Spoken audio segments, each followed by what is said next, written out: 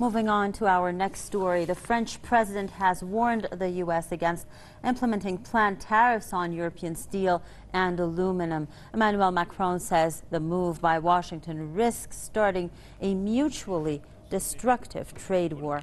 Macron made the remarks following a phone conversation with the U.S. President Donald Trump. He noted such measures against U.S. allies would not be effective in fighting unfair practices. The French president underlined that the EU will respond in a clear manner to all measures contrary to international trade rules. Trump's decision to impose tariffs on steel and aluminum imports has also provoked harsh criticism from Germany. We don't support tariffs. We have negotiated customs deals within the WTO. We have always worked towards a trade agreement with the United States of America in order to get rid of further barriers, and we will make very, very clear in our discussions that this is our goal and our wish. Merkel said Germany views the new import duties ordered by Trump with concern. She called for talks to diffuse the escalating row.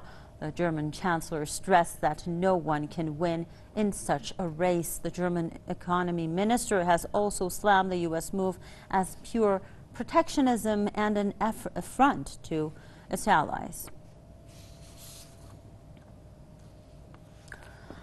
Now, to discuss that more, we are joined live by Mr. Tony Gosling, investigative journalist. Thank you very much, sir, for joining us.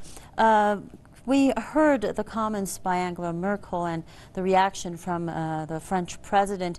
What do you think certain moves can be that these two countries can take, the countermeasures actually that they can take? Well, at first, the thing that needs to be said is that Donald Trump was elected on this platform to increase protectionist measures for US industry because everybody, I suppose, in the United States and Europe is slowly realizing that cheap foreign imports are destroying domestic industries, are leaving millions of domestic workers unemployed.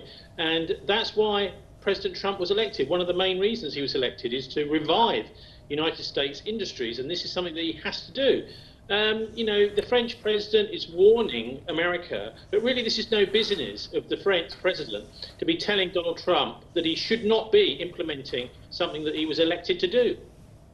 But does that in any way contradict the international trade agreements that they've signed?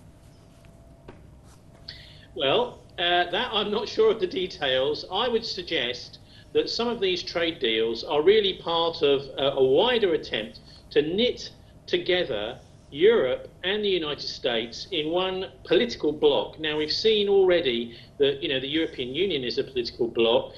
What nations have to be able to do is to protect their own industries. And if you're signing an agreement that stops you doing that, you're not actually acting in the interests of your own country. I mean, the similarity is back in the 1970s, for example, almost all countries had exchange controls. That is to say, stopping people taking billions of pounds out of the country because they knew that that money should be invested in their own country.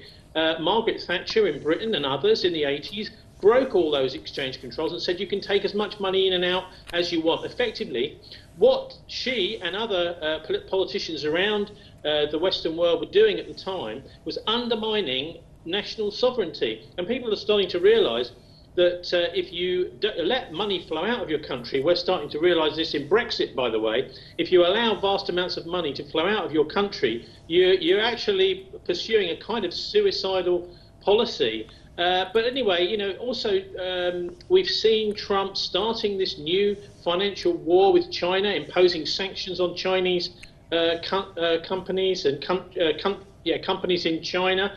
I think what's happening is there's a long-term attempt to create one centralized Anglo-Zionist empire. And the national governments have been slowly becoming essentially a fraud on their own populations. And Trump and others are starting to realize, Brexit is also a symptom of this, that the centralization of power is going to have to stop. So now that you mentioned this, can we focus on the United States now? Do you think that these measures will actually be beneficial for the U.S. economy? I think definitely, because something needs to be done to revive US industry and to give people more, better jobs.